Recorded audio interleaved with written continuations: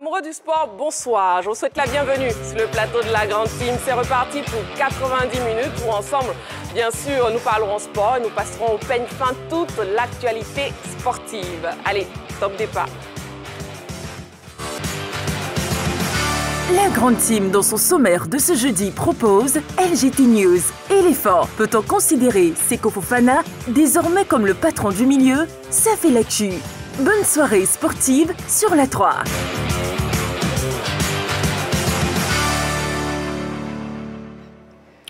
Eh oui, on vous réserve une belle soirée sportive, effectivement. Et ce soir, nous parlerons d'un éléphant, particulièrement de Seko Fofana. La question LGT lui est dédiée. Donc, éléphant, peut-on considérer Seko Fofana désormais comme le patron du milieu? Vous avez la possibilité de nous appeler au 27 21 59 93 99 ou de nous écrire sur la page Facebook de la 3. L'équipe de ce soir est composée de Yellow, de Jean-Philippe, de Roger Stéphane et de Saint-Séverin. Bonsoir, madame et messieurs. Bonsoir, Marie-Christine. Bonsoir.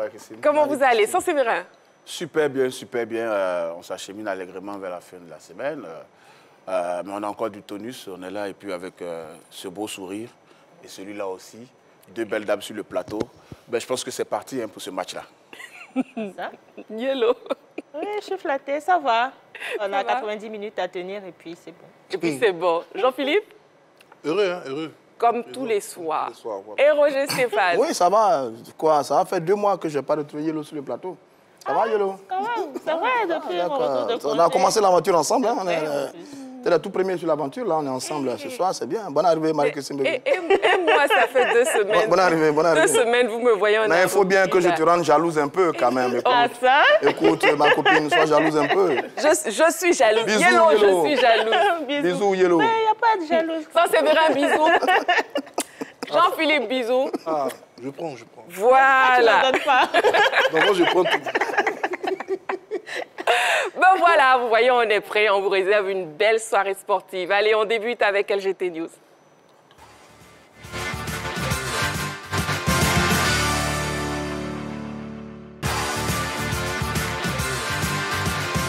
LGT News. Athlétisme. Le centre de développement africain d'Abidjan est ouvert. 2 ans après la signature de la convention tripartite entre la Fédération ivoirienne d'athlétisme et la Confédération africaine, le centre du développement de l'athlétisme africain d'Abidjan vient d'ouvrir ses portes. C'est la bonne nouvelle annoncée par le premier responsable de cette discipline en Côte d'Ivoire, Kouadio Jano, en marge de l'Assemblée générale ordinaire tenue samedi dernier. En effet, au nombre de 8, dont 6 venus de l'intérieur et 2 issus d'Abidjan, ces jeunes athlètes sont en train d'être polis au centre d'Abidjan de l'INJS de Marcory sous la houlette de chevronnés encadreurs locaux. Ils ont commencé les entraînements. Nous sommes bien lancés dans la préparation et les résultats suivront, a rassuré le président de la FIA, Kouadio Jano. LGT News. Parlons de tennis à présent. La date du retour de Nadal, pas encore connue. Le patron de l'Open d'Australie a annoncé la présence de Rafael Nadal à sa compétition pour l'édition de 2024. Mais jusque-là, l'Espagnol n'a pas encore réagi sur les réseaux sociaux. En effet, Nadal n'a ni confirmé ni infirmé sa présence au premier Grand Chelem de la saison. Toute chose qui laisse dubitatif quant à un retour effectif de l'ancien numéro 1 du tennis mondial. S'il s'entraîne dur pour reprendre la compétition, Rafael Nadal ne sait exactement pas quand il sera de retour. Il garde tout de même espoir pour 2024. Ce sera génial pour moi, a-t-il tweeté récemment. LGT News. Formule 1, Grand Prix des États-Unis. Ricciardo retrouve son écurie. La nouvelle était très attendue. Elle est désormais officielle. Daniel Ricciardo sera bien de retour dans l'AlphaTauri numéro 3 ce week-end à l'occasion du Grand Prix des États-Unis. Son équipe l'a officialisé lors de son traditionnel communiqué d'avant-course. Blessé à une main pendant le Grand Prix des Pays-Bas, le pilote australien de 34 ans aura manqué 5 courses au total. Ma main va beaucoup mieux. Le travail sur le simulateur a permis de l'évaluer. Ça fait du bien de revenir, a-t-il dit. LGT News. Intéressons-nous au football. Football, Kigali accueillera le premier mondial des légendes. La ville de Kigali, au Rwanda, sera en attraction au mois de septembre 2024 à l'occasion de la première édition du championnat du monde des clubs vétérans. Avant ce rendez-vous mondial, le comité d'organisation a entamé une tournée internationale dans plusieurs villes du monde et Abidjan a accueilli la dernière étape ce mercredi 18 octobre dans un hôtel de la place. Cette rencontre a été une aubaine pour le comité d'organisation d'expliquer ce projet afin de partager toutes les opportunités socio-économiques qui existent autour de l'événement. Ce tournoi regroupera 150 légendes du ballon rond dans la capitale rwandaise, parmi lesquelles le champion du monde français Emmanuel Petit, invité spécial au bord de la lagune Ébrié. Étaient présentes aussi les légendes ivoiriennes Emmanuel Eboué, Alain Guaméné et Olivier Capot. Quand on voit l'essor, justement, cette nouvelle énergie, ce dynamisme incroyable au sein du pays, je pense que ça peut faire un effet boule de neige également. Il y a d'autres pays également qui sont concernés, pas simplement en Afrique, mais à travers le monde. Donc c'est le Rwanda aujourd'hui, ça peut être un autre pays demain. Donc si on peut aider, s'il peut y avoir une fraternité, une unité, et qu'on puisse casser toutes ces barrières qu'on nous met en permanence devant nous dans cette société moderne, eh ben, je pense que ça sera un pari gagné pour tout le monde. Autre information, le début de la Ligue 2 reporté à nouveau. Initialement prévu ce vendredi, le championnat national de Ligue 2 a été ajourné. C'est la deuxième fois que cette compétition connaît un report. Nul ne sait exactement la date de la reprise effective de la Ligue 2. En attendant, les équipes s'activent de leur côté pour mieux aborder la compétition. Jean-Philippe, qu'est-ce qu'il en est exactement ? Pourquoi tous ces reports? C'est la grande interrogation, parce que les différents acteurs qui ont été interrogés ont parlé de reports liés au fait que plusieurs clubs de cette division n'auraient pas encore eu le précieux sésame qui est la licence CAF. Mais c'est assez étonnant quand on sait qu'au niveau de la Ligue 1 qui a débuté son exercice, 9 clubs n'ont pas ce sésame-là. Donc on se pose la question de savoir si cette décision évoquée par la Ligue de football professionnel est la véritable raison des reports de ce championnat. Bon, si on se fie à cette information, on serait obligé d'attendre la date officielle de reprise et d'observer, sauf qu'après avoir pris contact avec certains responsables, certains présidents de clubs, on pencherait vers la piste d'un déficit financier qui pourrait expliquer ces différents reports. Étant donné que ce n'est pas une information officielle, on va attendre d'avoir les officiels de la Fédération ivoirienne de football sûrement pour creuser à ce niveau, parce que ces différents reports-là sont assez gênants. C'est vrai. Oui, ça c'est vrai. Un ajout? Oui, je voulais dire que les clubs de Ligue 2 ont perçu, pour ce que j'ai entendu aujourd'hui quand je me suis informé. Le mois dernier. Ont perçu. Pour le mois dernier. 5 millions. Voilà. Donc la fédération a dû privilégier le fait de satisfaire les clubs et puis maintenant chercher les moyens pour l'organisation de ce championnat. Donc Jean-Philippe a raison, c'est vraiment un souci financier. Exactement, c'est ce qui ressort de ce que les gens disent. Comme on n'a pas encore eu une conférence de presse de la Fédération ivoirienne de football, il n'y a rien qui est officiel. Mais pour ceux qu'on a interrogés, voilà ce qu'ils disent. Ils disent qu'ils ont perçu 5 millions, c'est vrai, mais les moyens pour l'organisation manquent parce que ce sont des moyens qui se chiffrent à presque 500 millions, 600 millions de francs CFA. Donc voilà, on attend. Il serait peut-être bon, eu égard à tous ces bruits qui courent, que le président de la Ligue professionnelle, le président Salif Abitogo, du Stella Club d'Agamé, sorte un peu pour expliquer... Il n'est plus président du Stella quand même. Bon, d'accord. Qu'il sorte un peu pour nous expliquer ce qu'il en est, parce qu'il y a beaucoup de bruit qui court. Cette affaire des clubs qui n'ont pas de licence CAF, cette affaire de moyens financiers. Donc, il serait bon qu'on ait un peu d'explication sur ce report, parce que souvenez-vous que l'année dernière, on avait assisté à une très belle saison qui a été gâchée vers la fin avec les playoffs qui n'ont pas eu lieu. Là, on passe à un report. Attention à ne pas répéter les mêmes choses de l'année dernière. Donc, il serait bon que la commission de la fédération qui est en charge le football professionnel, nous donne quelques explications sur ce report. Ce serait très bien. S'ils nous entendent, s'ils nous ont entendus, ce serait très bien. On attend donc. Roger Stéphane, puisque vous avez la parole, vous donnez quelques informations sur Eden Hazard, qui s'offre un jubilé de grande classe. Bon, 8 jours seulement après avoir annoncé la fin de sa retraite, d'avoir annoncé sa retraite, Eden Hazard a participé à un jubilé, il a profité d'un match de gala pour faire son jubilé. Variété Club de France contre Team Calais. en présence de quelques stars qui sont pour lui des amis. Robert Pires, Didier Deschamps, Mathieu Debouchy, Yohan Cabaye, Claude Puel qui a été son entraîneur. Sur ce qu'on a pu voir, il a été très bon dans ce match-là. Mais bon, on ne verra plus Eden Hazard sur les grands terrains de football à 32 ans seulement.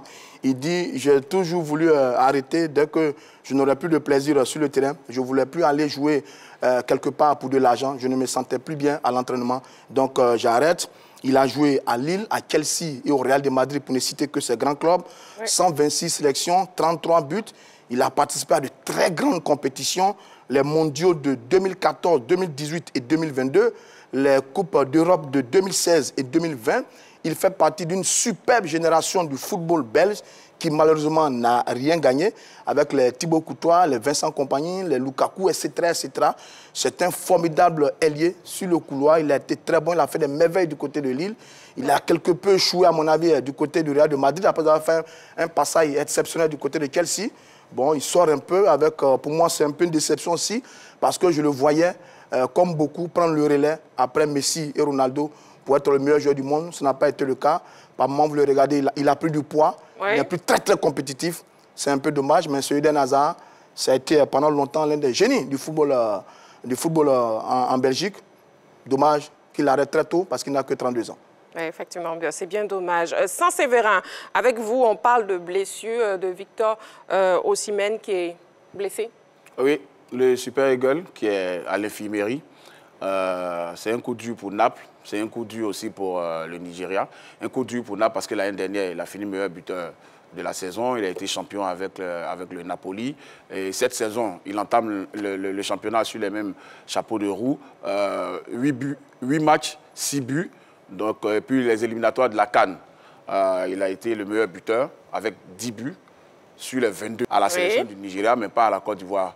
J'aurais aimé qu'il reste à l'infirmerie jusqu'en février 2024. C'est méchant, ça. Malheureusement, ce ne sera pas le cas. Oh, c'est méchant, ça. Malheureusement, ça sera méchant, ça. Pas jouer contre la Côte d'Ivoire. Parce qu'il sera bien présent pour la CAN. Mais il jouera d'abord contre le Cameroun. Il reprend le 26 novembre. Il va juste manquer les premiers matchs, les 2 premiers matchs des éliminatoires du Mondial 2026. Bon, heureusement que là, il ne nous affronte pas. Bon, donc, Le Centre de développement africain d'Abidjan est ouvert concernant l'athlétisme et Yellow nous en parle. Oui, ce centre accueille en son sein 8 pensionnaires, à savoir 3 filles et 5 garçons. Ce centre, pour les différentes catégories, il y en a 2 des catégories 6 de moins de 20 ans et 2 de moins de 23 ans. Alors, ce centre-là est au sein de l'INJS. Il faudrait dire qu'il y avait eu la signature 2 ans avant, mais cette signature a été matérialisée cette année avec l'ouverture de ce centre-là. C'est clair qu'il est certainement très loin de celui de Dakar,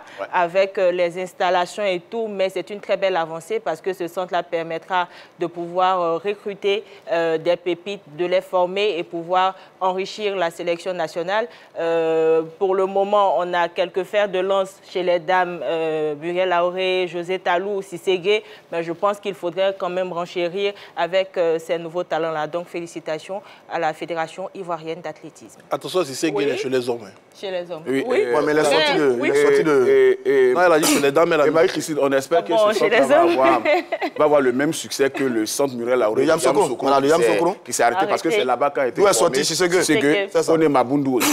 Donc, on espère qu'il va avoir... Je pense qu'une fois à Abidjan, il y a plus Merci de beaucoup, en tout visibilité. cas, mesdames, messieurs, pour ces informations complémentaires sur les news pour ce soir. On marque une petite pause, hein, vous ne bougez surtout pas. On se retrouve tout juste après. À tout de suite.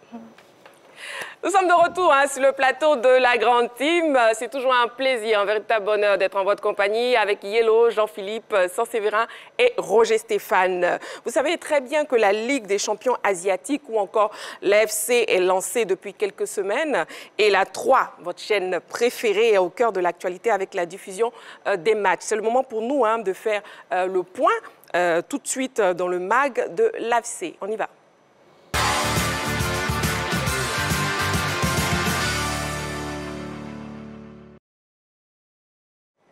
Et voilà, bon, madame, messieurs, qu'est-ce qu'on peut dire justement sur ce championnat? Mais déjà, un avis du fait que la 3 diffuse ce championnat? Écoutez, c'est une très belle chose. Hein. Nous sommes au fait de l'actualité. Il y a très peu de chaînes africaines qui couvrent cette compétition. Et donc, je veux dire, on est peut-être les premiers ou les tout premiers à prendre cette belle initiative. C'est également un fait d'actualité parce que le championnat de l'Arabie Saoudite s'est enrichi un peu de l'arrivée de quelques stades. Donc, toutes les grandes chaînes internationales sont en train de couvrir cette compétition. Donc, oui, on est dans notre élément, on est dans notre rôle. Oui, ce championnat, le championnat, les différents championnats de cette partie du monde ont commencé à monter en puissance. Et donc, oui, c'est tout naturel que nous, on soit là-dessus. Et puis maintenant, on est sur la Ligue des champions. C'est une des champions qui est assez intéressante. Vous avez 2 grands blocs, l'Est et l'Ouest. Vous avez 10 poules. Je crois que c'est la 42e édition. Donc, c'est une compétition qui, pendant longtemps, fait son petit bonhomme de chemin là-bas du côté de l'Asie. Maintenant, grâce à la 3, grâce à la magie de la 3, nous sommes de plein pied dans cette compétition. On a déjà couvert 2 journées avec Balo, Magat, moi-même, Roger, Stéphane, etc., etc. Oui, la 3... dans son job et dans son élément, tout ça pour le plaisir des Ivoiriens, tout ça pour le plaisir des téléspectateurs, eh bien nous sommes au fait dans ce rendez-vous-là et c'est une très bonne chose. Et justement, après ces 2 premières journées, quel regard vous portez, Madame, Messieurs, sur le début de cette Ligue de championnat asiatique sans Séverin? Je vois une nette domination des clubs saoudiens, japonais et australiens. Donc, ce sont des habitués de la compétition. Je crois que le club le plus titré même de cette compétition, c'est un club saoudien, Al-Ahly, qui a 4 succès. Le club de Franck Kessié. Mais cette année, je ne pense pas qu'ils soient de la partie. Et si, ils sont là. Il y a Al-Nas. Al-Nas et Al-Ahly, Al-Hilal sont là. Ils sont là. Tous les 2 sont là. Donc, je veux dire, c'est une compétition que beaucoup d'Ivoiriens découvre, elle existe depuis longtemps, mais cette partie du monde-là, en fait, on n'avait pas droit à ce championnat parce qu'il n'y avait pas encore de montée d'adrénaline comme là maintenant, quand les joueurs se sont exportés en Arabie Saoudite. Donc, ça donne beaucoup de choses. On découvre des clubs iraniens, des clubs pakistanais, thaïlandais. Je veux dire, le football, c'est longtemps limité à l'Europe, dans la tête de beaucoup de téléspectateurs. Oui. Et là, il se déporte dans d'autres parties du monde. C'est tout simplement fabuleux. Surtout quand on a vu quand Cristiano Ronaldo allait jouer face à Persepolis il a inscrit enfin son but. Avec tout le monde qui courait derrière le bus. C'est quand même bien parce que ça permet à certains joueurs de championnat dits mineurs en Asie de se frotter à de grands joueurs dont ils ont toujours rêvé dans leur vie. Et merci à la 3. Merci à la 3 pour tout ce qu'elle fait pour la Côte d'Ivoire. J'ai pu couvrir 2 matchs du groupe H. Melbourne contre Kofu. Melbourne, c'est un club australien. Kofu, c'est un club japonais. Score final 0-0. J'ai couvert également Melbourne contre Zhejiang. Excusez-moi pour l'expression. Zhejiang, c'est le club de notre compatriote Kwasi Evra Crespo. Ils ont été battus 2-1. Ce sont de belles petites rencontres, avec beaucoup d'enthousiasme. Il n'y a pas une grande discipline tactique comme ça se fait avec le football européen, mais il y a du jeu, il y a de la volonté, il y a de l'engagement. Il y a une belle équipe de Melbourne City qui appartient au même groupe, qui est propriétaire du club de Manchester City en Angleterre, qui est annoncé comme l'un des favoris, qui joue très très bien. J'avoue qu'on prend du plaisir. Ça change un peu de voir, de voir d'autres joueurs, notre ambiance, d'autres couleurs, avec ces joueurs japonais qui sont très... Kofu, c'est japonais, Zhejiang, c'est chinois. Jean-Philippe, et vous, après ces 2 premières journées, impression sur le championnat? Mais il faut le dire que les heures auxquelles ces championnats-là passent, pour certains comme nous, c'est un peu difficile de les suivre, mais on sent que quand même il y a de l'engouement autour. L'engouement pour diverses raisons. On a nos amis parieurs. De toute façon, on a vu tout à l'heure la publicité qui relaie assez bien l'engouement autour des différentes compétitions. Oui. Et surtout que c'est une compétition maintenant qui est diffusée sur les antennes ivoiriennes par la 3. Je pense que là, on a l'opportunité de nous faire une véritable idée du niveau du football des clubs au niveau de cette zone du monde.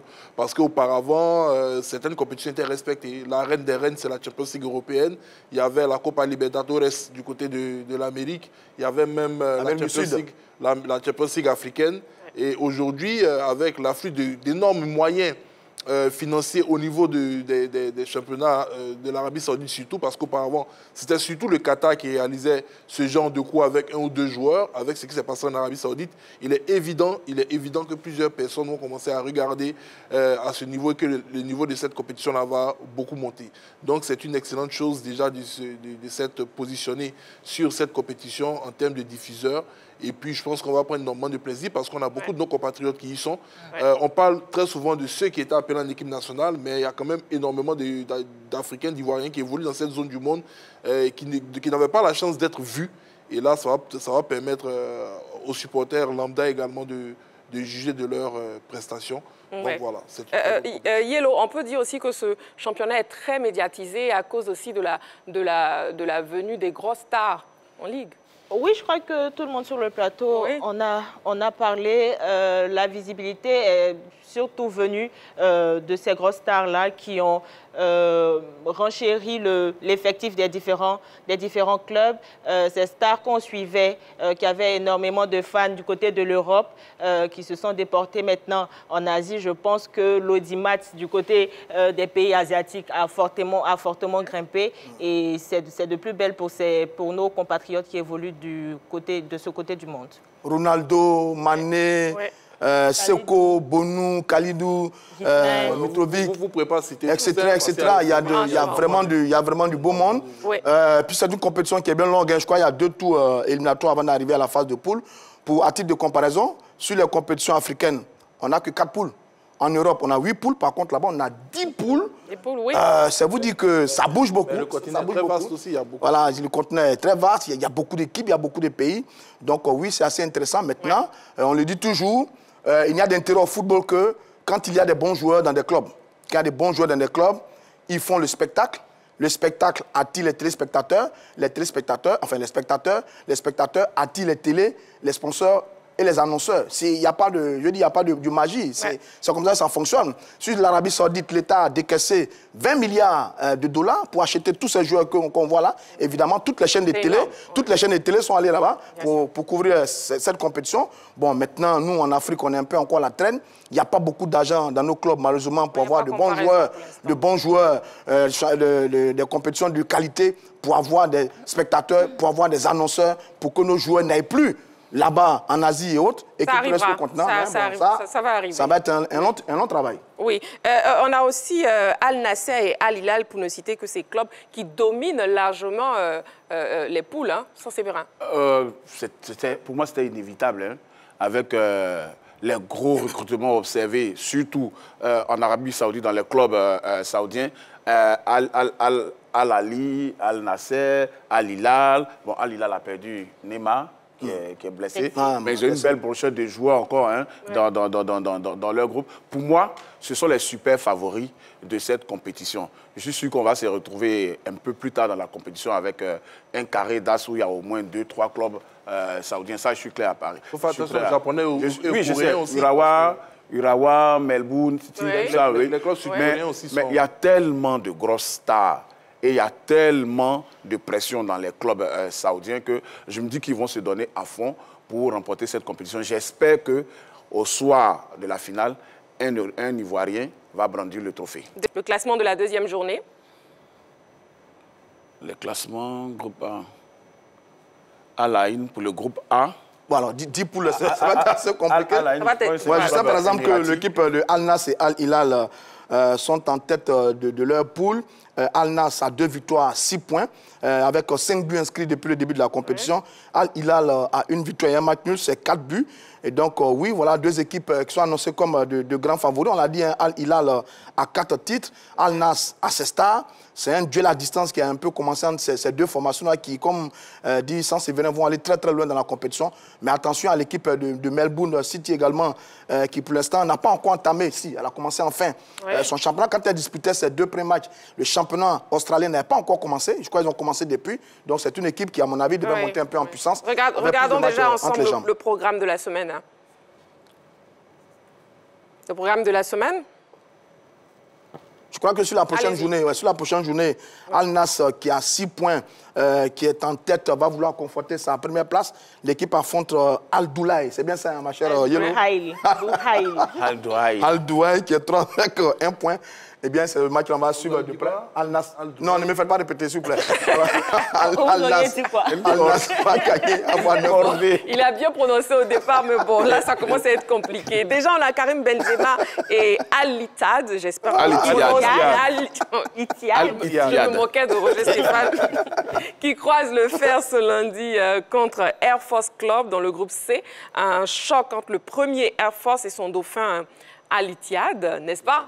Alicia, je pense qu'ils ont un match à moins dans la poule. Ouais, ils ont joué une journée. Voilà, ils ont joué sur le match. Normalement, ça c'est sera leur rare, deuxième journée. Et mardi, on a une autre belle affiche.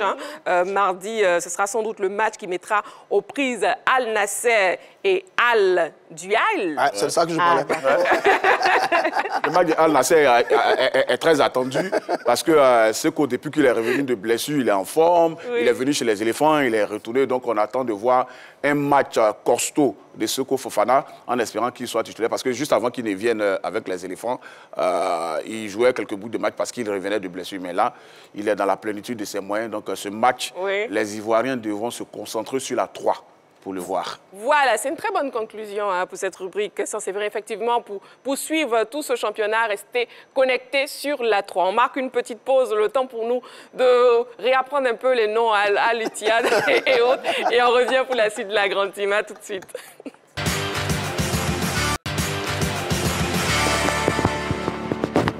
Voilà, nous sommes de retour sur le plateau de la Grande Team. Vous suivez donc votre émission sportive. Toute l'actualité sportive, c'est bien ici sur la 3. Nous sommes ensemble jusqu'à 22h. Éléphant, peut-on considérer Seko Fofana désormais comme le patron du milieu? On en parle et c'est dans l'actu.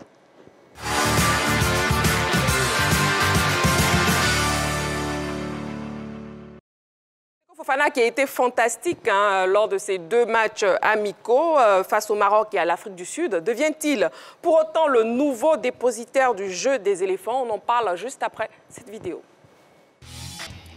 Le débat est donc ouvert. Vous avez la possibilité de nous joindre, d'interagir avec nous. Vous pouvez donc nous appeler au 27 21 59 93 99. On attend vos appels. Et bien sûr, dans quelques secondes, je pourrai lire aussi vos messages sur la page Facebook de la 3. Ici, sur le plateau, j'ai bien envie d'avoir l'avis de chacun d'entre vous. Donc, madame, messieurs, à vos panonceaux sans sévérin, attendez encore une seconde. On y va. Peut-on considérer Seko Fofana désormais comme le patron du milieu? Oui ou non? Non, non. Yellow, non. Jean-Philippe, non. Roger Stéphane. Et seulement Sansévérin nous dit oui. Pourquoi oui, monsieur Sansévérin? Oui, parce que Seko Fofana détient la clé de la porte hermétique du milieu de terrain des éléphants. Il est revenu en sélection un an après ses derniers matchs, qui étaient face à la Guinée et au Togo en France. Jean-Luc Gasset venait d'arriver d'ailleurs. Et il revient. Il continue de sublimer encore le milieu de terrain des éléphants. Jean-Luc Gasset lui-même l'a reconnu en conférence de presse après le match face au Maroc. La Côte d'Ivoire, sans Seko, elle n'est pas la même que la Côte d'Ivoire avec Seko Fofana. Alors c'est simple. C'est un joueur physique, athlétique, intelligent dans le jeu. Son jeu est porté vers l'avant, contrairement à beaucoup d'autres milieux de terrain ivoiriens qui aiment les passes latérales et les passes en arrière. Seko a un jeu porté vers l'avant. Techniquement, il est doué. Les frappes de loin, c'est son champ également. Il est intelligent dans le jeu. Il fait bouger, il fait mieux jouer ses coéquipiers. Quand il est là, Kessié, en relayeur, joue très bien, ou Sangaré, en sentinelle, joue très bien. C'est un milieu boss-to-boss, capable de prendre le ballon de sa défense au camp adverse. Donc, je dis, il est la clé de ce milieu. On avait besoin de vivacité dans le milieu des éléphants. Face au Maroc, on l'a vu, c'est lui qui récupère un ballon, le met dans les pieds, rapidement dans les pieds de Jonathan Bamba, qui va faire la passe décisive à Aller. Et face à l'Afrique du Sud, oui. Seko a été aussi costaud. Ce qu'on n'a pas vu cette fois-ci de Seko, ce sont des buts. En général, oui, il en marque quand il est avec les éléphants, en tout cas pour ces derniers temps. Sur la dernière année, sur les 12 derniers mois, en 4 matchs, il a 2 buts. Mais je pense que même sans but, son apport sur le jeu de l'équipe est tellement impressionnant qu'on se dit qu'il sera forcément le patron de l'entrejeu pour la CAN 2023. D'accord. Sur la page Facebook, il y a certaines personnes qui sont du même avis que vous, Sansévérin. On a Donald Tobita qui nous dit, avec ce qu'il a montré dans les matchs amicaux, s'il confirme sur les matchs officiels, il sera certainement le patron de notre milieu de terrain car il fait un travail formidable. Et Aura Franck Ngueta aussi nous dit, il assure bien son rôle, il est tout feu, tout flamme. À mon avis, oui, on peut le considérer comme le patron du milieu de terrain. D'accord. Bon, maintenant, le nom qui est pour Roger Stéphane, Jean-Philippe et Yellow, pourquoi Yellow? Je crois que ça, c'est une très belle chute. Il a conclu. Seko Fofana n'est pas encore le patron du milieu de terrain. Il pourrait l'être avec une constance dans ses résultats, mais pour le moment, il ne l'est pas. Je crois que ses seuls faits d'âme sont dans des matchs amicaux. On n'a pas encore vu Seko Fofana dans des rencontres très décisives. Pour le moment, je pense qu'il nous montre un très beau visage, mais il y a eu mieux que lui. Il y a mieux que lui. Sangaré Ibrahim, qui pour l'heure est le meilleur buteur sous l'ère Gassé. Je pense que Seko Fofana pourrait devenir le patron du milieu de terrain, mais pour le moment, ce n'est pas le cas. Ce n'est pas le cas. Jean-Philippe. Bon, d'abord, moi, j'aimerais savoir qu'est-ce qu'on définit par le patron du milieu du terrain. Parce que moi, j'ai connu Didier Deschamps, j'ai connu Gadi Sely, qui n'étaient pas forcément ces garçons qui étaient les plus techniques, qui apportaient le surnombre en attaque, qui organisaient les jeux, mais qui étaient les véritables patrons, même pas seulement du milieu, mais de l'équipe, de par leur abattage, de par leur travail. Parce que si c'est qu'on se permet de monter, de redescendre, c'est parce que derrière lui, il y a des milieux qui font intelligemment leur travail. Et ces milieux-là, ils sont constants en équipe nationale, que ce soit en rencontre amicale comme en rencontre officielle. Moi, je me rappelle de simplement la dernière Coupe d'Afrique des Nations, face à l'Égypte. Franck Kessé est le plus décrié de tous les milieux de terrain de l'histoire peut-être du football ivoirien. Il se blesse, il sort. Mais dès qu'il sort, on se rend compte automatiquement que Kessé, c'était une pièce essentielle, et même les Égyptiens l'avaient dit, pour le milieu de terrain de l'équipe nationale de la Côte d'Ivoire. Il y a des joueurs qui sont là, qui font leur travail sobrement dans ce milieu. Il y en a d'autres qui ont déjà démontré de quoi est-ce qu'ils sont capables. Je parle de Sangaré Ibrahim notamment, qui a démontré qu'il pouvait être ce garçon-là, qui peut être porteur d'eau, qui peut être 6, qui peut jouer dans l'axe pour balayer, aider, revenir se repositionner, qui font constamment ce travail, qui sont là depuis de longs moments. Et puis il y a Seko qui arrive pour être ce complément à ce milieu qui manquait.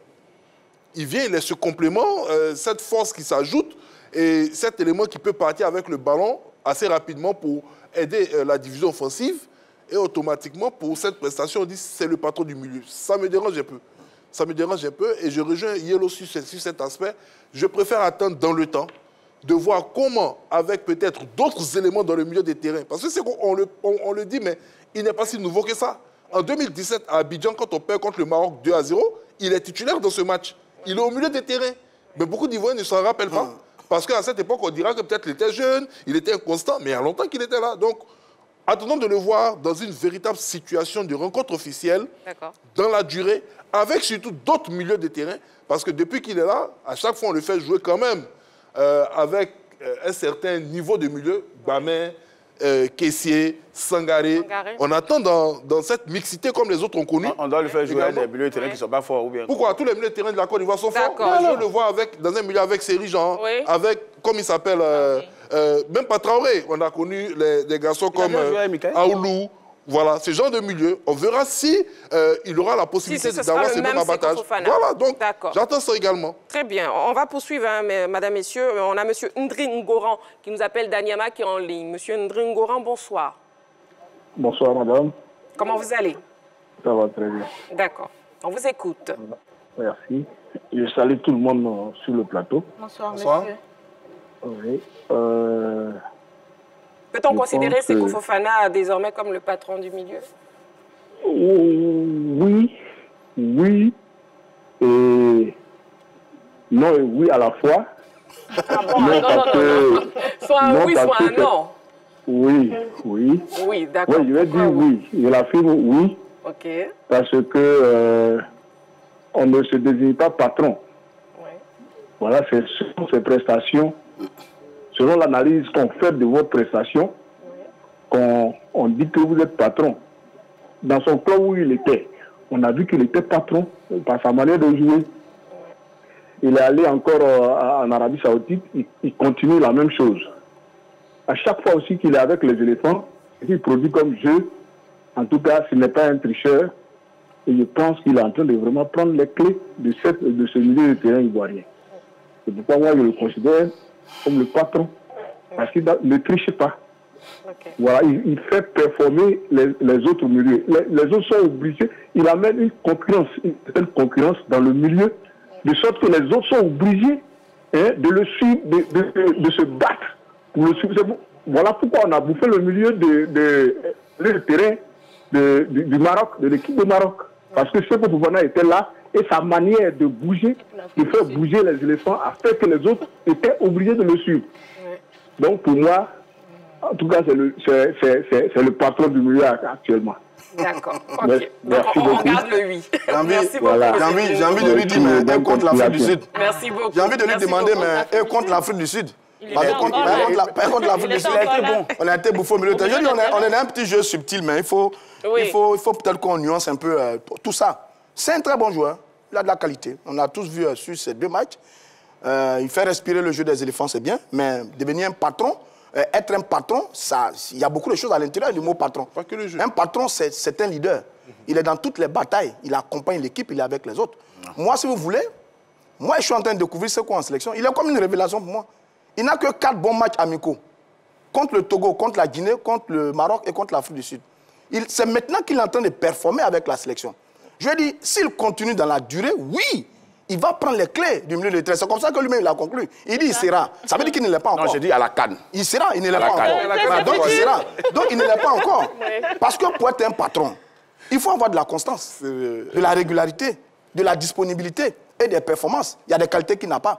Si vous regardez les autres grands joueurs qui sont devenus des patrons de leur sélection et qui ont été des patrons, Sadio Mané, Mohamed Salah, Riyad Mahrez pour la nouvelle génération, Eto'o, Drogba, Yaya, Messi et autres, Ronaldo et autres, c'est sur la durée, sur les performances qu'ils sont devenus des patrons incontournables à qui on a donné la clé de la sélection. C'est qu'on n'est pas, il n'a pas encore atteint ce niveau. C'est pour ça que nous, on ne veut pas le considérer comme un patron. Il est un champion des matchs amicaux. Ce n'est pas suffisant pour être patron d'une sélection. Donc, moi, j'ai envie de le voir. En fait, pour vous, Roger Stéphane, c'est tous tes avantages, c'est le fait qu'il ait été présent seulement pour 4 matchs. Mais évidemment, si vous voulez le comparer, si vous voulez le comparer aux autres garçons du milieu du terrain, vous prenez Sangare Ibrahim. C'est lui qui est le patron de la sélection ivoirienne. Depuis 2019, quart de finale de la Coupe d'Afrique 2002 contre l'Algérie, il est là. Il est constant, il est régulier, il est performant, il est humble, il est discipliné, il fait tout dans la sélection. Il joue toujours bien. Une confusion. Donc sur ça, lui il peut pas être le patron maintenant. Il est en train de se donner les moyens, et c'est ce qu'on attend de lui depuis longtemps, il est en train de se donner les moyens de devenir un pion incontournable. Mais en l'état actuel de sa façon de jouer, oui, qui est bien, mais de sa façon d'être, il ne peut pas être le patron du milieu de terrain. Il ne l'est pas encore, ça va venir certainement, mais il ne l'est pas encore. Il y a une confusion qu'on est en train de faire. Non, on ne le juge pas sur les matchs qu'il n'a pas joué. On le juge sur les matchs qu'il a joués. Les matchs qu'il a joués, il a été le boss. Et il ne s'invente pas patron. Regardez quand Seko Fofana est dans le milieu du terrain des éléphants. Il aimante les balles. Il devient la première rampe de lancement. Sangare Ibrahim est un joueur exceptionnel. Mais il n'a jamais véritablement pris le lead de ce milieu de terrain. Quand Seko Fofana est là, il prend naturellement le lead parce que quand il y a 4 ballons qui doivent ressortir de sa surface de réparation, il est sur les 4 ballons pour les relancer. Il joue même souvent le rôle de beaucoup du relayeur, le rôle du milieu défensif de la sentinelle et il apporte de l'allant offensif. Donc c'est pas qu'il s'invente patron, mais non, le terrain le fait de lui le chef du milieu de terrain des éléphants. D'accord. Monsieur Kofi Roger qui nous appelle de Yamoussoukro en ligne. Monsieur Kofi Roger, bonsoir. Bonsoir, madame. Comment vous allez? Je vais très bien. D'accord, ça fait plaisir. On vous écoute. Est-ce que Seko Fofana est désormais considéré comme le patron du milieu? Permettez-moi de saluer le plateau. Bonsoir. Bonsoir. Merci. Oui. Vous voyez, ne nous offusquons pas. Monsieur Seko Fofana, quand nous voulons faire un pourcentage, si vous pensez qu'il a réussi le match contre le Maroc et qu'il n'a pas réussi contre l'Afrique du Sud, ça va donc 50%. Ceux qui ont fait 10 matchs, on fait leur pourcentage par rapport à 10 matchs. Celui qui a fait 2 matchs, on fait son pourcentage par rapport à 2 matchs. Et quand vous prenez les interventions de l'entraîneur national et de l'entraîneur de Sud-Afrique, Hugo Broos, qui a dit qu'il a vu un joueur qui s'est retrouvé en même temps à gauche, à droite, devant, derrière, qui lui donnait l'insomnie. Donc quand vous voyez l'intervention des deux entraîneurs, parce qu'on a besoin de dire que Seko Fofana n'est pas pour le moment le patron. Déjà, ce que nous avons constaté, c'est qu'il a apporté à l'équipe, c'est déjà immense. Donc pour l'instant, même si nous avons nous voulons faire un peu, mais il faut reconnaître que sa présence a boosté toute l'équipe. Vous savez, un seul pion peut lancer tout le monde. Mais moi, je ne voudrais pas qu'on dise qu'à cause de ce qu'on voudrait, parce que ça va mettre un peu le froid dans le dos des autres. Ils vont se sentir frustrés. Mais reconnaissons d'ailleurs que Seko Fofana fait un plus à l'équipe nationale de Côte d'Ivoire. Quand il partait en Arabie Saoudite, les gens se sont étonnés pour dire que pourquoi il quitte la France pour aller là-bas qu'il va perdre son football. Voilà qu'il est venu, n'a pas perdu son football. Nous tous, nous avons vu. Si vous avez les deux yeux comme moi, vous étiez à direct, nous on était à la télévision. Si vous qui retransmettez, si vous avez retransmis proprement, ce que nous avons vu nous donne de manière et de bonnes augures. Que ce qu'on est là, il joue au moins une bonne partie. C'est-à-dire sur ce football, c'est un jeu d'ensemble. Une seule personne ne peut pas gagner un match. Mais dedans, il y a une touche un peu spéciale de Seko Fofana que nous tous nous avons vu. D'accord. Voilà, donc voilà, moi je reconnais que Seko Fofana a apporté un grand plus à cette équipe nationale. Ok, c'est bien noté. Et donc, quand nous avons encaissé le but contre l'Afrique du Sud, je dis tant que Seko Fofana est dedans, nous allons égaliser. C'est bien noté, voilà. M. Kofi-Roger. Merci beaucoup. Sur le plateau. Amen. Merci beaucoup. Et on salue tout le monde. Ayam Sokro. Oui, Jean-Philippe. Moi, je voulais rebondir sur les propos. Rebondissez donc. Mon cher ami Saint-Séverin, quand il parlait de la prestation de Seko, et qu'il faut qu'on le juge sur les prestations dans les matchs. Non, parlons même de ce week-end. Moi, ce week-end, j'ai vu Traoré Ahmed, qui est rentré contre l'Afrique du Sud, où le milieu de terrain bégayait. Vous n'avez pas vu Seko Fofana? Non, j'ai vu Traoré Ahmed aussi. Oui. Ahmed est rentré, et Traoré Ahmed a fait respirer cette équipe, parce qu'il a réaxé le jeu. Quand il est rentré, c'est là où on a eu plus d'action, il y a eu plus de pressing et on a égalisé. Donc je peux m'asseoir et dire, au vu de la prestation de Traoré Ahmed, c'est le nouveau patron du milieu de terrain. Parce qu'il est rentré, il a changé également le jeu. C'est facile de le dire, c'est simple de le dire. Dans cette équipe, sur ce week-end, tout le monde s'est sublimé, à part notre ami Sila Baka. Tout le monde s'est sublimé. Donc comment on fait pour faire ressortir un milieu parmi les autres, pour dire qu'il était meilleur que les autres, et donc il est le patron du milieu? C'est une question que je me pose. Ou bien c'est parce qu'il est revenu dans cette sélection maintenant, et qu'il a joué avec ses coéquipiers, et que l'on pense automatiquement que c'est lui. Donc c'est Seko Fofana qui va dire à Kessie Franck, comme je suis au milieu maintenant, cours plus. Sangaré, cours plus. Non, c'est réduire un peu l'envie de ces garçons, des autres milieux également, de travailler. On n'est pas en train de faire un procès en disant que Seko est mauvais, Seko n'apporte pas, Seko apporte. Mais on dit qu'il est trop présomptueux déjà, sur la base de ces deux rencontres, parce qu'il est revenu en sélection nationale, de dire automatiquement qu'il est le patron du milieu. Quand on me dit qu'il a sublimé le milieu, il n'a pas sublimé le milieu. Les trois milieux, tous ceux qui jouent dans le milieu, ont sublimé le milieu. Tout le monde a couru, sans exception. Quand Sangaré sort contre l'Afrique du Sud, Kessie était hué. Kessie va se placer devant la défense 106. Qu'est-ce qui se passe dans l'enceinte du stade de foot Boigny? Tout le monde acclame Kessie à sa sortie, parce qu'ils ont reconnu qu'il a travaillé. Alors, Kessie qui est en équipe nationale depuis 2016, Kessie qui est un élément essentiel, automatiquement, Seko est arrivé, Seko est le patron du milieu, devant Kessie, devant Sangaré. Je demande aux gens un tout petit peu de patience. D'accord, il n'y a pas de problème, hein, mais de tous les milieux ivoiriens, on note que c'est lui qui a joué l'intégralité des deux matchs. Est-ce que ce n'est pas un signe aussi que le sélectionneur le considère déjà comme le patron du milieu? Est-ce que ce n'est pas un signe? C'est juste une question. Marie-Christine, j'ai dit, le sélectionneur, c'est lui qui met les joueurs sur le terrain. Il dit, l'équipe de Côte d'Ivoire sans Seko n'est pas la même. Quand un sélectionneur dit ça, ça veut dire qu'il a pris la pleine mesure de tous ses joueurs. Aujourd'hui, là, vous venez de parler de Traoré Ahmed. Traoré Ahmed, je peux dire directement là, comme ça, qu'il est milieu offensif. Vous pouvez me dire, c'est quoi, quel genre de milieu de terrain? Donnez-nous son poste au milieu. On dit que c'est un box-to-box. Mais voilà, ça veut dire qu'il joue à tous les niveaux du milieu. Mais c'est sa particularité. Écoutez. Non, c'est vrai, ne lui posez pas de questions. Écoutez, écoutez, une femme qui peut faire 10 sauces et une femme qui n'en fait qu'une seule, il n'y a pas de comparaison. C'est que joue à tous les postes du milieu. Il peut jouer le rôle de Traoré Ahmed, mais Traoré Ahmed ne peut pas jouer son rôle. Gassé et le coach adverse ont reconnu. Dans le milieu de terrain, Sangaré ne peut pas jouer ce même rôle. Il ne peut pas jouer ce même rôle. Il a posé une question, je lui redonne sa question. S'il vous plaît, non. Voilà. Ce n'est pas un débat entre vous deux. Non, mais il ne faudrait pas qu'on fasse... Je suis d'accord avec vous, Marie-Christine. Mais il ne faudrait pas qu'on fasse croire au monde entier que Seko est le seul box-to-box du milieu de la Côte d'Ivoire. Sangaré peut jouer. Sangaré peut jouer box-to-box. On ne dit pas c'est l'élément que je veux dire. Messieurs, madame, messieurs, Yellow, moi j'ai envie de vous entendre. À quel moment, en fait, il pêche Seko Fofana?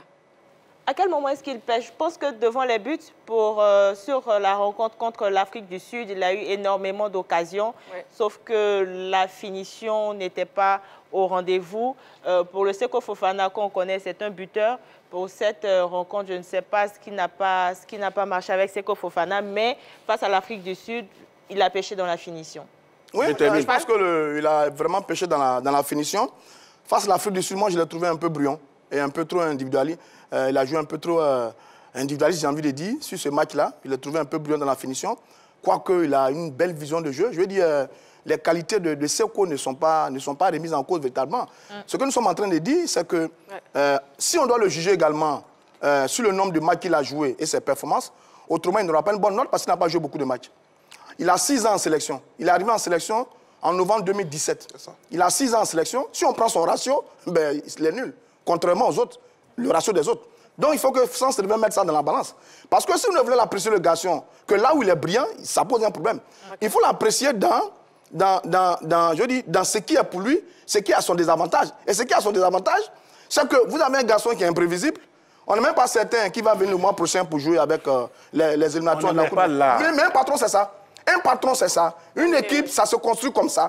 Quand vous prenez pour devenir un patron, vous jouez avec vos amis, et tous ils placent en vous leur confiance, etc., etc. Et progressivement, on vous donne la clé d'une équipe et d'une formation. Mais si vous êtes abonné absent, etc., etc., vous en devenez le patron comment? C'est pour ça que nous disons que nous sommes contents de la qualité de sa prestation, mais on veut observer sur la durée pour voir s'il va maintenir le cap. Moi, j'ai vu 4 matchs amicaux de Seko. J'ai vu 2 en France.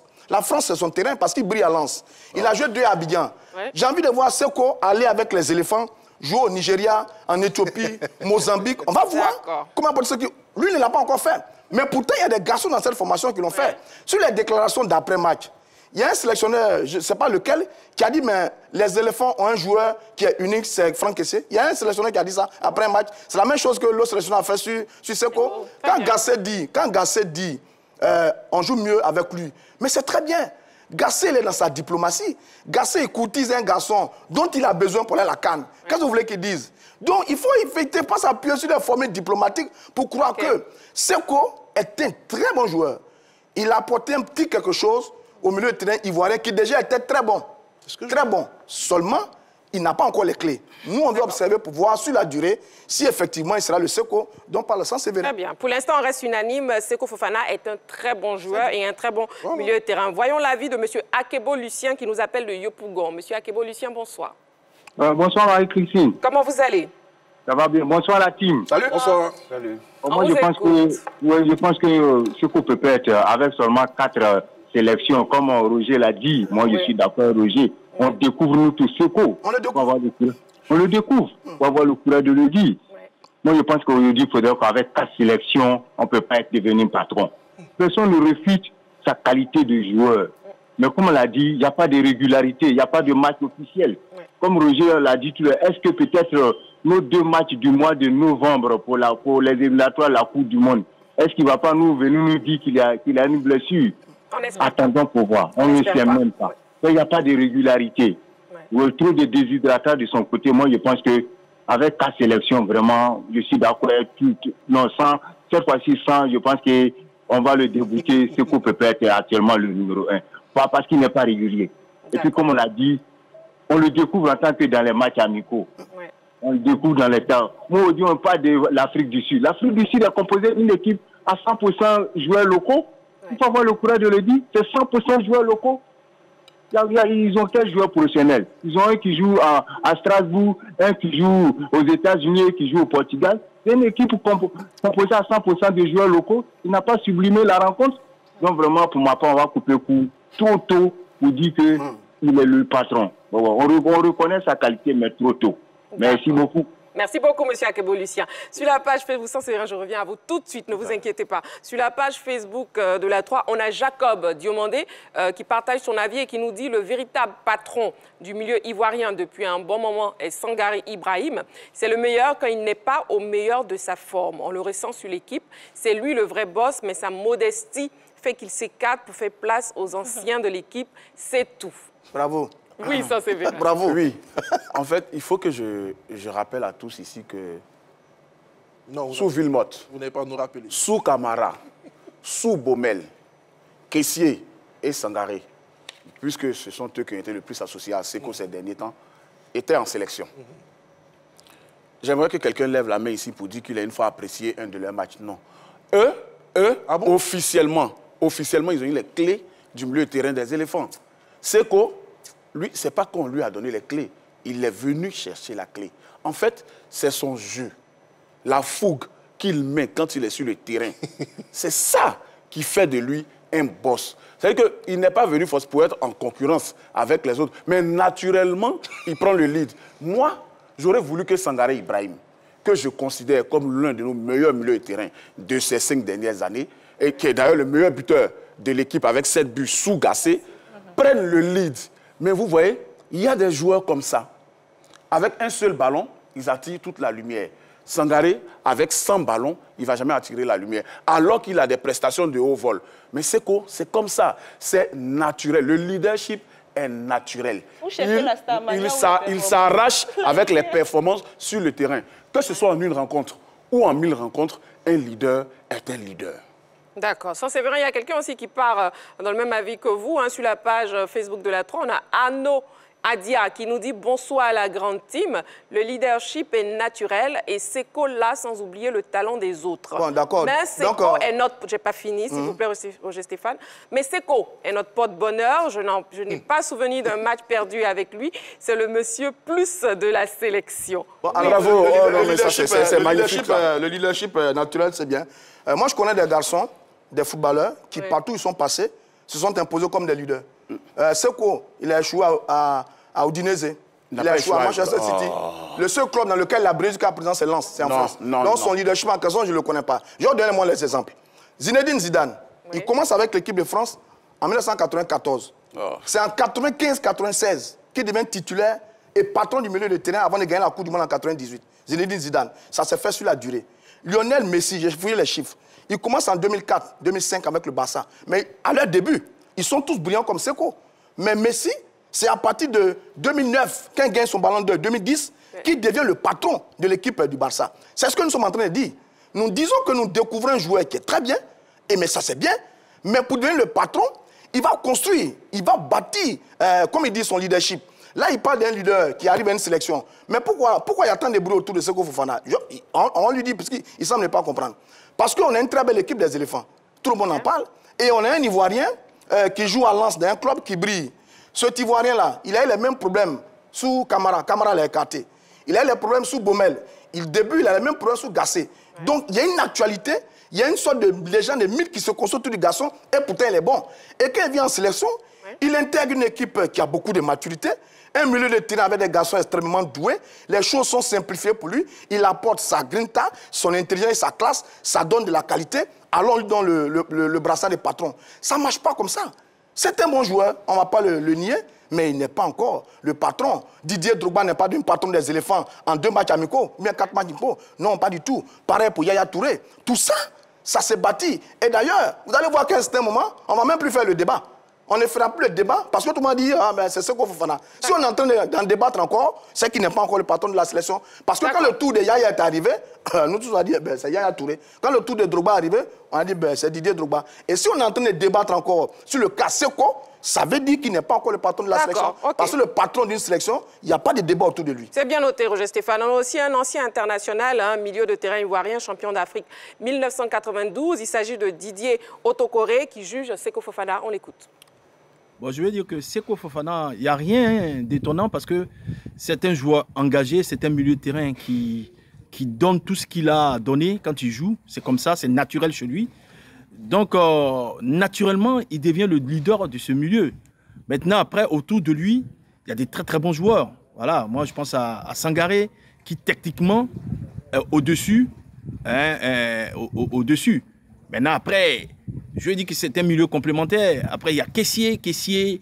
Bon, je sais pas, peut-être que c'est le match amical, mais c'est les matchs amicaux. Mais quand le tournoi va commencer, on aura un autre visage aussi des Kessié qui a aussi son petit côté buteur, il a quelque chose. Donc, je pense que c'est 3 milieux de terrain complémentaires. Maintenant, Seko, naturellement, est un leader. Est-ce qu'on peut dire son regard est pertinent, Jean-Philippe? Bien sûr, c'est un champion d'Afrique. C'est l'une des légendes du football ivoirien. Nous, on a toute tendance à dire que le football ivoirien est né avant 2002. Bon, ceux qui doivent comprendre, qu'on comprenne ce que cela signifie. Mais Didier Tokoré, pour la jeune génération, peut-être, les jeunes d'aujourd'hui ne le savent pas, mais pour nous, c'était une véritable idole. Mais pour revenir sur le cas Seko Fofana, sur deux éléments. Le premier élément concernait le fait qu'il ait joué l'ensemble des deux parties. Il n'était pas le seul à l'avoir fait. Et il y a eu la paire défensive, il y a eu le gardien. Non, pas du milieu. Je suis en train de lister, s'il vous plaît, vous avez parlé. Jean Séverin, s'il vous plaît, laissez-le parler. Il y a eu la défense, il y a eu, comment on appelle, le gardien, il y a eu Sébastien Haller. Si vous remarquez très bien, ceux qui ont joué le plus grand nombre de minutes dans ces deux rencontres sont ceux qui n'ont pas suffisamment de minutes en club. C'est ça. C'est aussi simple que ça. Parce que lui-même, il le sait, que Seko revient de blessure, il a dit, avant de venir jouer avec les éléphants, il n'avait que 17 minutes dans les jambes. Donc, c'est normal qu'il soit plus frais que les autres et que l'entraîneur le laisse jouer l'intégrité des deux rencontres. Voilà. Kessié Franck, dont on parle ici aujourd'hui, il joue dans un club où il est arrivé parmi les derniers au niveau du recrutement. Firmino était le meilleur buteur. Firmino, tout le monde le connaît. Goleador, patenté brésilien, qui joue dans le même club que Kessié, était le meilleur buteur. Aujourd'hui, Kessié est le meilleur buteur de son club. Ce joueur Kessié. Ça, c'est pour répondre déjà sur cet élément. On ne va pas parler de Sangaré qui joue en Première Ligue anglaise. Sur l'autre question du leadership, l'équipe nationale de la Côte d'Ivoire est constellée de leaders. Serge Aurier est capitaine dans son club en Angleterre. Il est leader. Comme il s'appelle, Max-Alain Gradel, il est leader. Sébastien Haller est leader. Kessié a été capitaine au Milan AC. Un club plus puissant que Lens. De quel leadership me parle-t-on? Quand on me dit oui, il est leader, Mais cette équipe est constellée de leaders. Il y a des leaders sur chaque ligne. J'ai dit aux gens, faisons attention. Pour l'instant, il n'y a pas un élément qui sort sa tête au-dessus des autres. C'est un groupe. C'est un groupe. Donc, voilà pourquoi, en entendant mes propos, j'ai dit, il faut définir ce qu'on appelle patron. Parce que cette équipe nationale de Côte d'Ivoire, le patron, c'est l'équipe. Vous pouvez avoir une équipe. Et j'ai donné, quand je commençais à parler, l'exemple des Gadiseli et autres. Vous pouvez avoir une équipe où le leader, ce n'est pas forcément ce gars technique qui décante. Mais quand il est sur le terrain, c'est lui qui sait apaiser, c'est lui qui sait guider, c'est lui qui sait donner le tempo, ainsi de suite. C'est qu'on joue comme ça, mais on ne se dit pas que c'est parce que les autres ont décidé de se sacrifier, parce qu'ils sont capables de faire ces mêmes montées. Et ça, je l'ai dit. Kessié peut jouer en box-to-box, Sangaré peut jouer en box-to-box. Comme on joue une rencontre de football où les gens estiment que comme comme il s'appelle, c'est quoi qui fait le box-to-box et que tout le monde dit il est le leader, moi Sangaré, je prends le ballon, je vais montrer aussi que j'ai les mêmes capacités. En ce moment-là, on dénature le jeu des éléphants. Donc, il joue comme ça parce que ses coéquipiers ont accepté que ce soit lui qui joue comme ça. D'accord. Bon, c'est bien noté, Jean-Philippe. Seko Fofana, un carton jaune, sans Séverin. Voilà. C'est rouge. Avertissement. Je poursuis donc. Seko Fofana, c'est vrai qu'il est vraiment noté sur sa rareté en sélection ivoirienne présentement. Mais lui, il s'est exprimé au micro de Dorgelès Kofi et il nous assure qu'il sera présent pour se mettre à la disposition de la sélection ivoirienne pour la CAN. On l'écoute. Écoutez, ce soir, on a pris énormément de plaisir. Tout était réuni. On joue dans un beau stade. On tient à remercier à toutes les personnes qui ont participé à ce nouveau projet. Maintenant, je pense que ça s'est joué sur des détails. Ils n'ont pas eu énormément de situations. Ils ont eu de la réussite sur une erreur qu'on pouvait mieux gérer, je pense. Et ce soir, on a complètement dominé le match. Mais voilà, tout n'était pas parfait dans le dernier geste. Mais c'est pas grave. Aujourd'hui, on a pris du plaisir. C'est encourageant pour la suite et on va bien se préparer pour le prochain match. Allez, les éléphants attendent le retour de Seko Fofana en sélection. Il est là pour les matchs à venir et surtout pour la CAN. Allez, on est prêt pour jouer cette CAN à domicile, n'est-ce pas? Oui, bien sûr qu'on est prêt. Après, vous savez, beaucoup de gens ont besoin de dire n'importe quoi, des choses qu'ils ne savent pas pour exister. Mais voilà, aujourd'hui, la réalité, c'est que moi, je suis là, en pleine forme. Je suis content de prendre du plaisir devant toutes les personnes qui nous soutiennent. Et voilà, on se prépare bien et l'objectif, ce sera de faire vibrer tout le monde, qui est du spectacle. Et on va bien se préparer pour ça. Voilà, Yellow. Est-ce qu'on peut dire qu'on a affaire à un nouveau Seko Fofana? Qui était l'ancien Seko Fofana alors? parce qu'officiellement, Seko Fofana ne s'est jamais prononcé comme ça sur la sélection. Ça a été des rapports des sélectionneurs qui disent... Des certificats médicaux. Des certificats médicaux, mais officiellement, il n'a jamais donné d'informations sur ses venues ou non en sélection. Donc, pour moi, on a toujours affaire au même Seko Fofana qui, quand il veut, vient en sélection. Sinon, quand il ne peut pas, ne vient pas en sélection. Non, ça dit que moi je vais y croire. Moi, je vais y croire. Non, je vais y croire parce qu'on va à la CAN. Ça dit qu'on va à la CAN. Et je veux croire qu'on a fait un nouveau Seko Fofana. Oui. Et que toutes les histoires passées sont passées. Et que maintenant, ce formidable joueur va se mettre véritablement au service de la sélection nationale. J'ai vu une très belle ambiance sur ces deux matchs. Oui. J'ai vu sa complicité avec Sangaré, qui a été pour beaucoup dans les prestations de Seko. J'ai vu sa complicité avec Kessié. Je me suis dit, ah tiens, enfin, on a ce milieu de terrain-là qui peut nous emmener très loin dans des grandes campagnes. Donc, je souhaite, et c'est ce que nous disons tous, que Seko, il soit exactement comme les autres garçons de la sélection. Qu'il soit comme Kessié et qu'il soit comme Sangaré, puisqu'on parle du milieu de terrain. Ouais. Qu'il soit même comme Seri Jean-Michel. C'est-à-dire que le mois prochain... Il faut définir. Voilà. Ça veut dire que Seko, quand on le sélectionne, même s'il est un palu, il vient, et puis il est avec ses amis, on souffre ensemble, ensuite il repart. Quand il vient, il participe aux entraînements, il est performant sur le terrain, on voyage ensemble pour aller dans les autres pays, disputer des matchs pourris sur des terrains pourris, etc. etc. C'est ce qu'on veut. Là, le mois prochain, on aura le temps d'observer. Le mois prochain, on aura 2 matchs des éliminatoires de la Coupe du Monde. Ouais. C'est une occasion exceptionnelle de voir ce garçon que moi, je n'ai pas encore vu dans les éliminatoires, à moins que sans Séverin me dise le contraire, c'est possible. Non, c'est possible. Non, tu n'as pas encore vu. Okay. Quand la Côte d'Ivoire a perdu 2-1 face à l'Éthiopie, laisse-moi finir. Tu n'étais pas en Côte d'Ivoire. Il n'a pas fait le gros match ce jour-là. Il n'a pas fait le gros match ce jour-là. Ne parlez pas en même temps. Donc, il n'a pas fait le gros match ce jour-là. Et donc, ça veut dire que ce que nous voulons, vers la fin, voilà, ce que nous voulons, c'est que nous voulons vraiment notre Seko. C'est notre Seko, c'est notre enfant. C'est l'enfant du pays. Le pays organise la CAN, c'est un bon joueur. Qu'il vienne jouer, qu'il intègre le groupe, qu'il arrête les débats, les polémiques, qu'il vienne jouer. Il est bon, il est talentueux. L'entraîneur compte sur lui. On va gagner la CAN en janvier, on aura besoin de lui. Qu'il vienne. C'est ça qu'on veut de Seko. Donc si c'est ça le nouveau Seko, oui, je suis preneur. On a le nouveau Seko Fofana. D'accord, ça c'est vrai. Oui, vous avez juste 10 secondes. Je tiens à faire une précision. 10 secondes. Seko Fofana a participé aux éliminatoires de la CAN 2019. N'a pas brillé. Écoutez, aux éliminatoires de la CAN 2021 au Cameroun aussi. Ça veut dire qu'il a joué sur les terrains africains. Vous voyez, Stéphane, vous avez dit que vous ne vous rappelez pas, je vous rappelle. Non, c'est vrai. Donc, Seko Fofana est un joueur qui a eu des soucis à un moment avec des sélectionneurs parce qu'il a besoin de bonnes conditions. Un joueur aussi, c'est comme ça. Il faut savoir se vendre. Et là, maintenant, il est là. Il le dit lui-même directement sur la 3 qu'il est à la disposition de l'équipe nationale. Pourquoi en douter? Le chef est là, suivons-le. Voilà. Seul contre tous, sans Séverin, je vous admire. Moi également. Moi, j'aime bien sa position. Quand je suis comme ça, souvent, ça me plaît. C'est parfait. Le débat intéresse aussi les autres personnes, pas que sur le plateau. Hein. Les Ivoiriens en dehors du plateau, on les écoute. Être le leader du milieu de terrain, je pense que oui.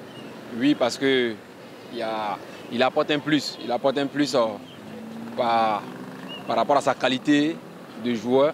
Voilà. Et je pense qu'il peut nous apporter beaucoup pendant la CAN. L'intensité qu'il met dans le jeu, voilà, la puissance qu'il dégage, je pense qu'il peut vraiment nous aider. Il peut vraiment nous aider pour aller encore plus loin à la CAN. On peut le considérer comme le patron du milieu de l'équipe nationale de la Côte d'Ivoire. Parce que c'est un joueur, vraiment, il apporte beaucoup, énormément. Quand il est là, il est présent. On sait que vraiment c'est le seul qui peut nous apporter plus de trucs, côté défensif comme offensif. Oui, effectivement, parce que durant les 2 matchs, il a prouvé. Il était partout, au milieu, à côté et autres. En tout cas, il a vraiment, vraiment bien joué. Donc actuellement, c'est lui l'homme du match, l'homme du moment. Il joue avec le cœur. La motivation est là. Il est partout, il encourage en tout cas. J'aime son jeu. Durant les 2 matchs, il a vraiment prouvé.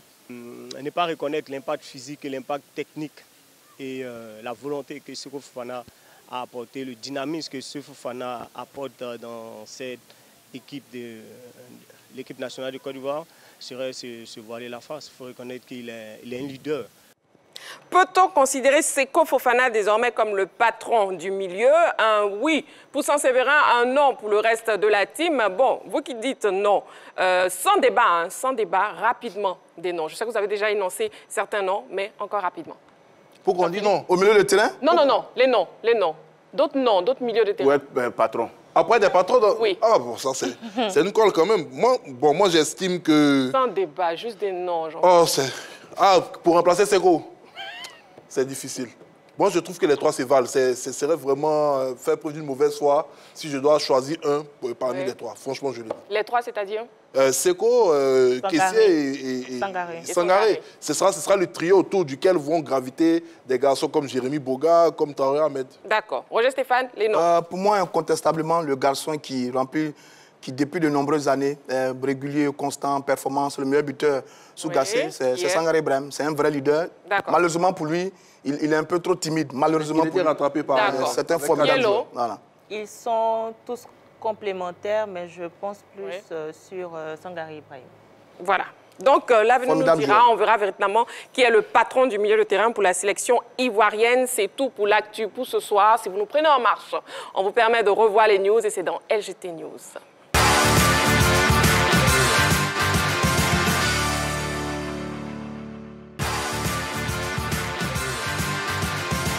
LGT News.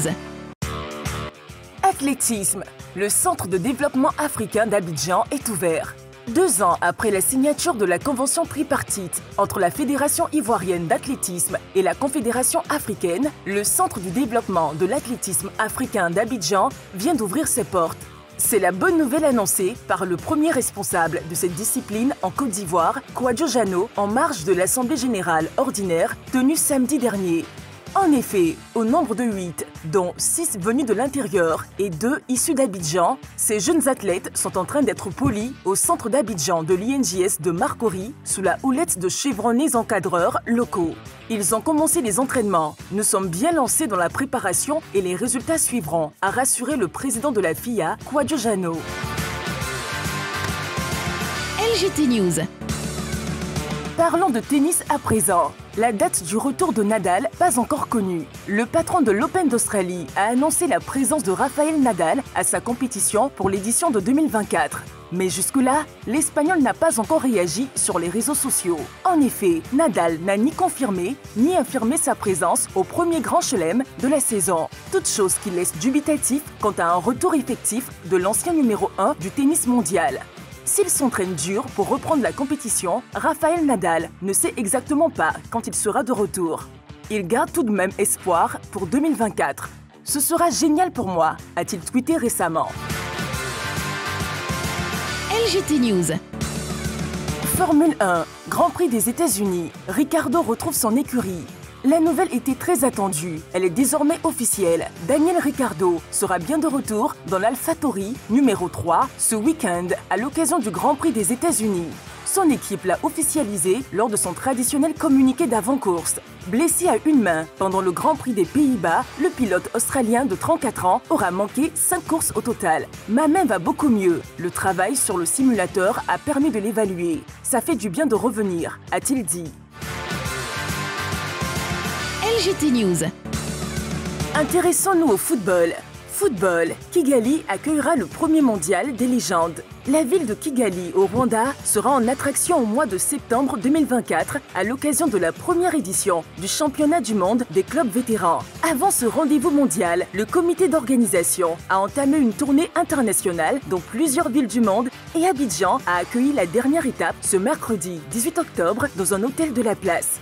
Cette rencontre a été une aubaine pour le comité d'organisation d'expliquer ce projet afin de partager toutes les opportunités socio-économiques qui existent autour de l'événement. Ce tournoi regroupera 150 légendes du ballon rond dans la capitale rwandaise, parmi lesquelles le champion du monde français Emmanuel Petit, invité spécial au bord de la lagune Ébrié.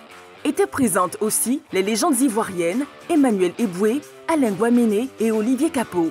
Quand on voit l'essor, justement, cette nouvelle énergie, ce dynamisme incroyable au sein du pays, je pense que ça peut faire un effet boule de neige également. Il y a d'autres pays également qui sont concernés, pas simplement en Afrique, mais à travers le monde. Donc c'est le Rwanda aujourd'hui, ça peut être un autre pays demain. Donc si on peut aider, s'il peut y avoir une fraternité, une unité, et qu'on puisse casser toutes ces barrières qu'on nous met en permanence devant nous dans cette société moderne, eh ben, je pense que ça sera un pari gagné pour tout le monde. La CAN, c'est bientôt, dans moins de 3 mois. Et à cet effet, la grande team insère donc une nouvelle rubrique « Vrai supporter des éléphants » où on vous permet de vous exprimer, de donner vos messages par rapport à la sélection ivoirienne. On part donc pour « Vrai supporter des éléphants ».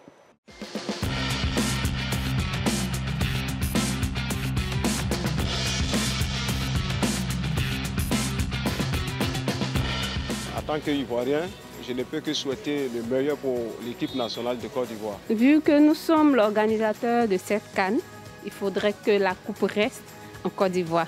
On a décidé de prendre les 23 joueurs, il n'aura pas tout le pays. On souffre, ça fait mal. On part toujours dans nos cœurs, mais ça fait mal. Le message que je peux apporter à la Côte d'Ivoire, à nos éléphants, c'est de leur dire de se battre et que la Côte d'Ivoire, le peuple de Côte d'Ivoire compte sur eux. Et nous qui sommes aussi les supporters, nous comptons véritablement sur cette équipe-là pour qu'ils puissent nous garder ce trophée-là en Côte d'Ivoire. On compte beaucoup sur vous, surtout Sangaré. On a besoin de 3-0. 3-0. Sékou Fofana, avec ça, je voulais que l'entraîneur le fasse jouer les deux ensemble. Parce que franchement, dit les deux, il dit, elle ne peut pas venir dans l'équipe nationale, puis ils vont s'asseoir. Ce n'est pas normal. Okay, en Europe, on parle beaucoup d'eux. Quand eux viennent ici pour le pays et puis eux ne se battent pas, nous, ça nous fait très mal. On ne peut pas être l'organisateur et puis jouer sur le terrain autrement. Il faut qu'ils se donnent. Il faut qu'ils sachent que la Côte d'Ivoire compte sur eux. Nous comptons beaucoup sur eux. Je leur souhaite une bonne chance et qu'ils nous ramènent la coupe. Nous sommes tous de cœur avec vous. C'est la Côte d'Ivoire qui gagne.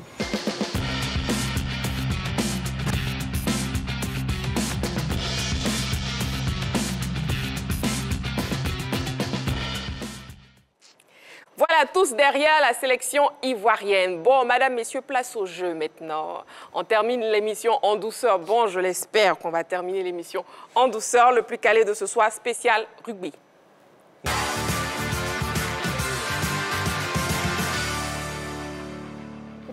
Nous jouons en équipe et Roger Stéphane, vous serez bien entendu fatalement. de Saint-Séverin et Jean-Philippe avec Yellow. Première question. Combien de titres compte la Nouvelle-Zélande en Coupe du Monde de rugby? Wow. A, 3, B, 4, C, 5. 3, 4 ou 5, combien de titres compte la Nouvelle-Zélande en Coupe du Monde de rugby? L'équipe A, qui est l'équipe composée de Roger Stéphane et Saint-Séverin. Et l'équipe B... On montre? Oui, en même temps. Donc, l'équipe A, la réponse A, l'équipe B, la réponse B, c'est la réponse A. 3. Les All Blacks comptent 3 titres mondiaux, 1987, 2011 et 2015. Tout comme l'Afrique du Sud. Deuxième question. J'espère qu'on n'a pas entendu Yellow. Mais moi, j'ai entendu donc carton jaune pour Yellow. Deuxième question. Jalousie. Quel pays est le tenant du titre du tournoi des 6 nations? A, France. B, Angleterre. C, Irlande. Vous étiez bien amoureux au début d'émission. Roger Stéphane et Yellow. C'était l'amour fou au début d'émission. Allez, France, Angleterre, Irlande. Quel pays est le tenant du titre du tournoi des 6 nations? Équipe B, la réponse A. Équipe A, la réponse C. C'est la réponse C, Irlande. L'Irlande a remporté l'édition 2023 du tournoi des 6 nations. Troisième question. Combien d'essais donnent droit à un bonus offensif d'un point au classement? Comment ça? Vous ne m'écoutez pas. Vous allez prendre un carton jaune, Roger Stéphane. Combien d'essais donnent droit à un bonus offensif d'un point au classement? A, 4. B, 5. C, 6. 4, 5 ou 6. On y va. Équipe B, la réponse C. Équipe A, la réponse A. C'est la réponse A, 4. Un bonus offensif d'un point au classement est accordé à une équipe ayant marqué au moins 4 essais au terme d'un match. 4e question. Mais on a déjà gagné. On peut déjà arrêter. On peut arrêter, Non, on n'a plus le temps. On poursuit. On a le temps. Combien de points donne un essai non transformé dans un match de rugby? A, 5, B, 6, C, 7. Yellow et Jean-Philippe sont encore possibles. On y va. Non, on ne va pas gagner, mais au moins on va sauver l'honneur. On peut se tromper. La réponse A pour tout le monde, effectivement, c'est la réponse A, 5. On peut sauver l'honneur. Au rugby, un essai non transformé rapporte 5 points. Quand il est transformé, il rapporte 7 points. Dernière question. Combien de pays participent à la Coupe du monde de rugby? A, 16, B, 20, C, 24. 16, 20 ou 24. Équipe B, la réponse C. Équipe A, la réponse A. C'est la réponse B, 20. Voilà. Alors qu'il était de 16, de 1987 à 1995, le nombre de pays participants au mondial de rugby est passé à 20 depuis 1999. Roulement de tambour. L'équipe victorieuse est donc l'équipe composée de Saint-Séverin et de Roger Stéphane. Félicitations. Il faut dire aux gens que c'est moi qui ai trouvé. Quelque part. Il n'y a pas qu'à ça là-bas. Merci beaucoup. C'est la fin de la grande team de ce soir. Merci Yellow. Merci Marie. Merci Jean-Philippe. Merci Roger Stéphane. Merci Saint-Séverin.